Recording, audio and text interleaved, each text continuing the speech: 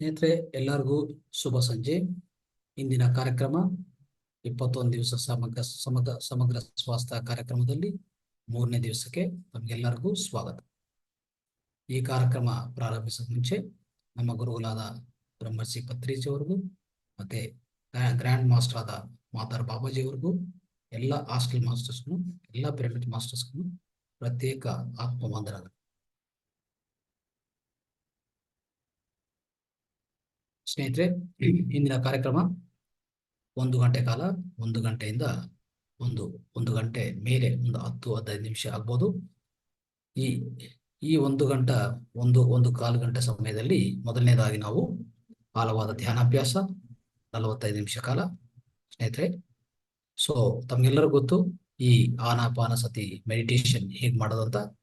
ದಯವಿಟ್ಟು ಪ್ರತಿಯೊಬ್ಬರೂ ಆನಾಪಾನಸತಿ ಧ್ಯಾನಾಭ್ಯಾಸದಲ್ಲಿ ಕೂತ್ಕೊಳ್ಳಿ. ಮೊದಲನೇದಾಗಿ ಧ್ಯಾನ ಮಾಡೋಣ. ತದನಂತರ ಕೊನೆಯದಾಗಿ ಆಧ್ಯಾತ್ಮಿಕ ಚಿಂತನೆ, ಆಧ್ಯಾತ್ಮಿಕ ಪರಿಕಲ್ಪನಾ ನಾವು ತಿಳ್ಕೊಳ್ಳೋಕೆ ಪ್ರಯತ್ನ ಮಾಡೋಣ. ಸ್ನೇಹಿತರೆ, ಎಲ್ಲರೂ ಧ್ಯಾನಾಭ್ಯಾಸಕ್ಕೆ ಬನ್ನಿ. ಧ್ಯಾನ ಭಂಗಿಮದಲ್ಲಿ ಕೂತ್ಕೊಳ್ಳಿ. ಆನಾಪಾನಸತಿ ಧ್ಯಾನ. ಈಗಾಗಲೇ ನಿಮಗೆ ಈ ಧ್ಯಾನ ಭಂಗಿಮ ಗೊತ್ತು, ಹೇಗೆ ಕೂತ್ಕೊಳ್ಳೋದು. ಸ್ಥಿರ ಸುಖ ಆಸನ ಇಟ್ಕೊಂಡು ಸ್ಥಿರ ಸುಖ ಆಸನದಲ್ಲಿ ಕೂತ್ಕೋಬೇಕು. ನಿಟಾರ ಕೂತ್ಕೋಬೇಕು. 2 ಕೈಗಳು ಕ್ರಾಸ್ ಮಾಡ್ಕೋಬೇಕು. 2 ಕಾಲುಗಳು ಕ್ರಾಸ್ ಮಾಡ್ಕೋಬೇಕು. ಬೆನ್ನು ನಿಟಾರಾಗಿ ಇಟ್ಕೋಬೇಕು. ಸುತ್ತು ಕತ್ತಲೆ ಮಾಡ್ಕೋಬೇಕು. 1 ಗ್ಲಾಸ್ ನೀರು ಕುಡಿಯಬಹುದು. ಇನ್ನೊಂದು ಗ್ಲಾಸ್ ನೀರು ಪಕ್ಕದಲ್ಲಿ ಇಟ್ಕೊಳ್ಳಿ. ಆದಷ್ಟು ಯಾವುದೇ ಸೌಂಡ್ಸ್ ಬರಬಾರ್ದು. ಅನ್ಯದಾ ಯಾವುದೇ ಸೌಂಡ್ಸು ಆಚೆ ಕಡೆಯಿಂದ ಜಾಸ್ತಿ ಯಾವುದೇ ಬರಬಾರ್ದು. ಯಾವುದು ಡಿಸ್ಟರ್ಬೆನ್ಸು ಇರಬಾರದು ಆಚೆ ಕಡೆಯಿಂದ. ಆಯಾ ಕೂತ್ಕೊಳ್ಳಿ. ಕೈ ಕ್ರಾಸ್ ಮಾಡ್ಕೊಳ್ಳಿ, ಕಾಲು ಕ್ರಾಸ್ ಮಾಡ್ಕೊಳ್ಳಿ. ಬೆನ್ನು ನಿಟಾರಾಗಿ ಇಟ್ಕೊಳ್ಳಿ. ನಿಮ್ಗೆ ಯಾವುದೇ ಬೆನ್ನು ನೋವಿದ್ರೆ ಒಂದು ಚೈರ್ ಸಪೋರ್ಟ್ ತಗೊಳ್ಳಿ, ಬ್ಯಾಕ್ ಸೈಡ್ ಸಪೋರ್ಟ್, ಇಲ್ಲಾಂದ್ರೆ ಒಂದು ವಾಲ್ ಸಪೋರ್ಟ್ ತಗೊಳ್ಳಿ. ನಿಮ್ಮ ತಲೆ ಭಾಗ ವಾಲ್ ಅಂದ್ರೆ ಗೋಡೆಗೆ ಟಚ್ ಆಗಬಾರ್ದು, ಆ ಥರ ಕೂತ್ಕೊಳ್ಳಿ. ನೀವು ನೇಲ ಮೇಲೆ ಕೂತ್ಕೊಂಡ್ರೆ ಒಂದು ಬ್ಲ್ಯಾಂಕೆಟ್ ಹಾಕೊಳ್ಳಿ, ಇಲ್ಲಾಂದ್ರೆ ಮ್ಯಾಟ್ ಹಾಕೊಳ್ಳಿ. ನೇರವಾಗಿ ನೇಲ ಮೇಲೆ ಕೂತ್ಕೋಬಾರ್ದು, ಫ್ಲೋರ್ ಮೇಲೆ ಕೂತ್ಕೋಬಾರ್ದು. ಕೊನೆಯದಾಗಿ ಎಲ್ಲರನ್ನು 2 ಕಣ್ಣುಗಳು ಮುಚ್ಕೊಳ್ಳಿ. ಸ್ನೇಹಿತರೆ, 2 ಕಣ್ಣುಗಳು ನಿಧಾನವಾಗಿ ಮುಚ್ಕೊಳ್ಳಿ. ಆರಾಮಾಗಿ, ನಿಧಾನವಾಗಿ, ಸರಳವಾಗಿ, ಮೃದುವಾಗಿ, ರಿಲ್ಯಾಕ್ಸ್ ಆಗಿ 2 ಕಣ್ಣುಗಳು ಮುಚ್ಕೊಳ್ಳಿ. ಈಗ ಉಸಿರಾಟವನ್ನು ಗಮನಿಸ್ತಾ ಹೋಗಿ. ಸಹಜವಾದ ಉಸಿರಾಟವನ್ನು, ಸಹಜವಾದ, ಸರಳವಾದ, ಮೃದುವಾದ ಆ ಉಸಿರಾಟವನ್ನು, ಸಹಜವಾದ ಉಸಿರಾಟವನ್ನು ಗಮನಿಸ್ತಾ ಕೂತ್ಕೊಳ್ಳಿ. ಉಚ್ಛ್ವಾಸ ನಿಶ್ವಾಸ, ಒಳಗಡೆ ಹೋಗುವಂಥದ್ದು, ಹೊರಗಡೆ ಬರಂಥದ್ದು, ಆ ಗಾಳಿಯನ್ನು, ಆ ಶ್ವಾಸವನ್ನು ಗಮನಿಸ್ತಾ ಕೂತ್ಕೊಳ್ಳಿ. ಯಾವುದೇ ನಿಯಂತ್ರಣ ಬೇಡ. ಉಸಿರಾಟ ಮೇಲೆ ನಿಯಂತ್ರಣ ಇಲ್ಲ. ಮಂತ್ರ ಇಲ್ಲ, ಜಪ ಇಲ್ಲ, ತಪ ಇಲ್ಲ. ಯಾವುದೇ ದೇವ್ರ ಪಟ ಏನು ಊಹಿಸ್ಕೋಬಾರದು. ಯಾವುದೇ ನಾಮ ಸ್ಮರಣ ಯಾವುದೂ ಇಲ್ಲ. ಕುಂಭಕ ಇಲ್ಲ, ರೇಚಕ ಇಲ್ಲ, ಯಾವುದೂ ಇಲ್ಲ. ಬರೀ ಶ್ವಾಸದ ಮೇಲೆ ಗಮನ, ಕೇವಲ ಶ್ವಾಸದ ಮೇಲೆ ಗಮನ. ಶ್ವಾಸ ಜೊತೆಗೇ ಇರಬೇಕು. ಶ್ವಾಸದ ಮೇಲೆ ಗಮನ ಮಾತ್ರ ಇಟ್ಕೋಬೇಕು. ಯಾವುದೇ ಯೋಚನೆ ಬಂದ್ರೂ ಯೋಚನೆ ಕತ್ತರಿಸಿ ತಿರ್ಗಾ ನಿಮ್ಮ ಉಸಿರಾಟದ ಮೇಲೆಗೆ ಬನ್ನಿ. ಉಸಿರಾಟದ ಮೇಲೆ ಗಮನ ಇಟ್ಕೊಳ್ಳಿ. ಯೋಚನೆ ಜೊತೆಗೆ, ಆಲೋಚನೆ ಜೊತೆಗೆ ಹೋಗ್ಬಾರ್ದು. ಆಲೋಚನೆ ವಿಶ್ಲೇಷಣೆ ಮಾಡಬಾರ್ದು. ಅದನ್ನು ಕತ್ತರಿಸಿ ನಿಮ್ಮ ಉಸಿರಾಟದ ಮೇಲೆ ಗಮನ, ಸಹಜವಾದ ಉಸಿರಾಟದ ಮೇಲೆ ಗಮನ, ಶ್ವಾಸದ ಮೇಲೆ ಗಮನ.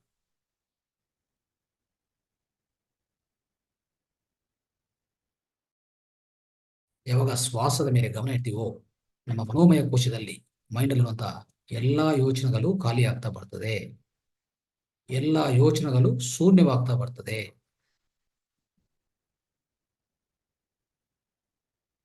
ನಮ್ಮ ಧ್ಯಾನದ ಪ್ರಧಾನ ಗುರಿ, ಧ್ಯಾನದ ಪ್ರಧಾನ ಲಕ್ಷ್ಯ ಏನಂತಂದ್ರೆ, ನಮ್ಮ ಮನೋಮಯ ಕೋಶದಲ್ಲಿ ಎಲ್ಲಾ ಯೋಚನೆಗಳು ಶೂನ್ಯವಾಗಬೇಕು, ಮನಸ್ಸು ಖಾಲಿ ಆಗಬೇಕು. ಯಾವಾಗ ಮನಸ್ಸು ಖಾಲಿಯಾಗತ್ತೋ ಆ ಸ್ಥಿತಿ ನಿಜವಾದ ಧ್ಯಾನ ಸ್ಥಿತಿ. ಪ್ರತಿಯೊಬ್ಬರು ಆ ಸ್ಥಿತಿని ಹೊಂದಬೇಕು. ನಮ್ಮ ಧ್ಯಾನದಿಂದ, ಶ್ವಾಸದ ಮೇಲೆ ಗಮನದಿಂದ.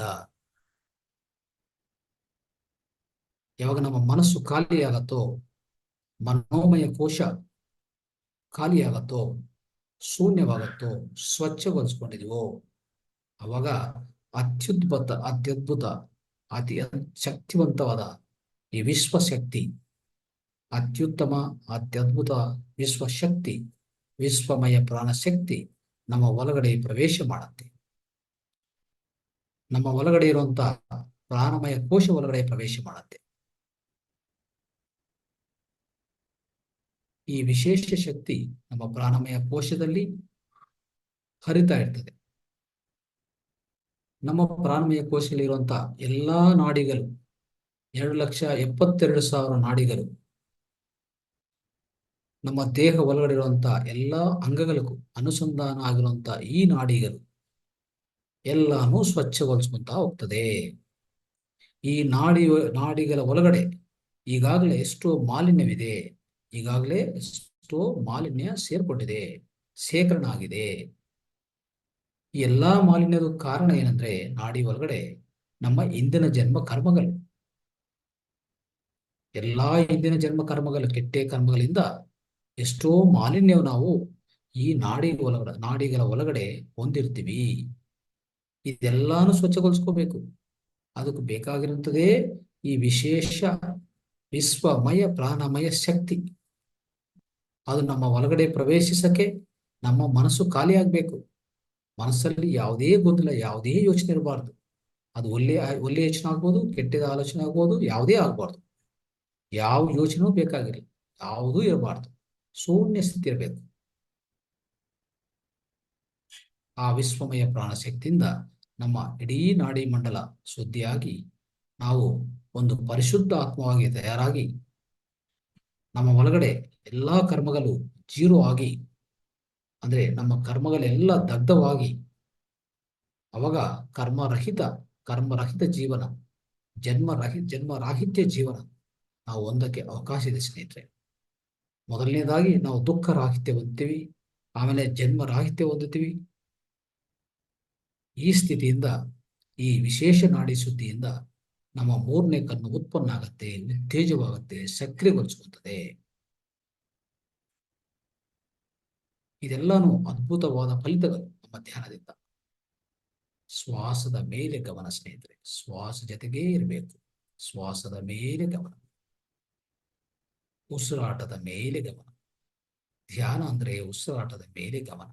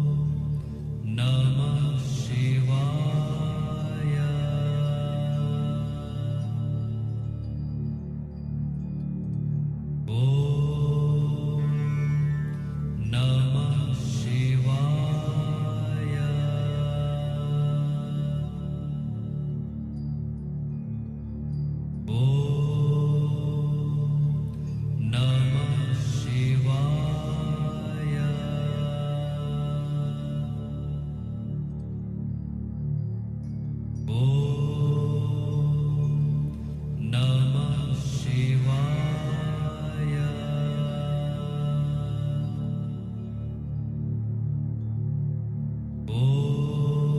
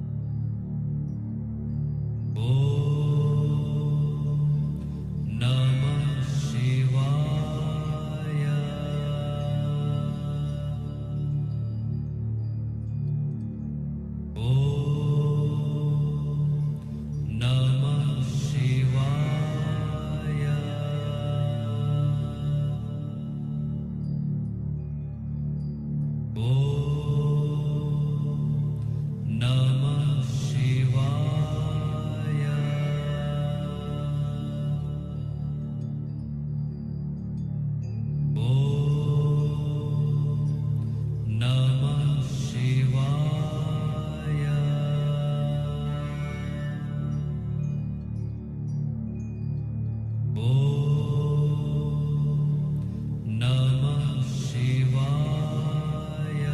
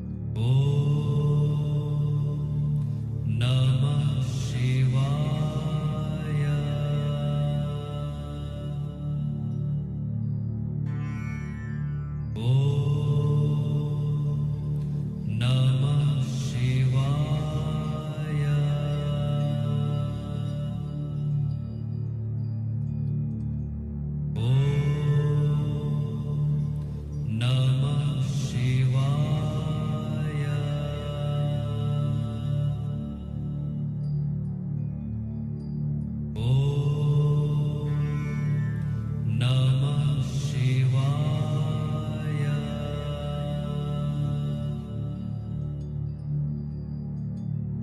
ಓಂ ನಮಃ ಶಿವಾಯ.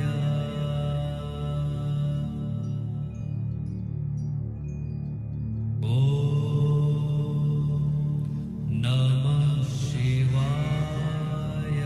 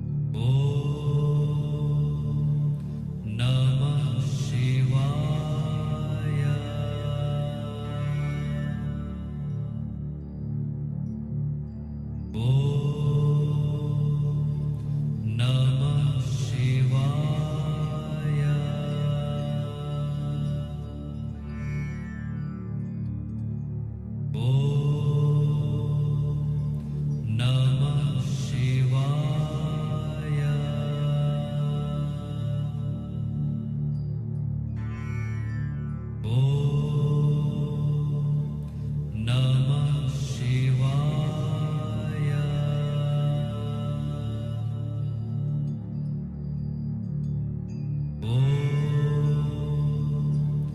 Namah Shivaya.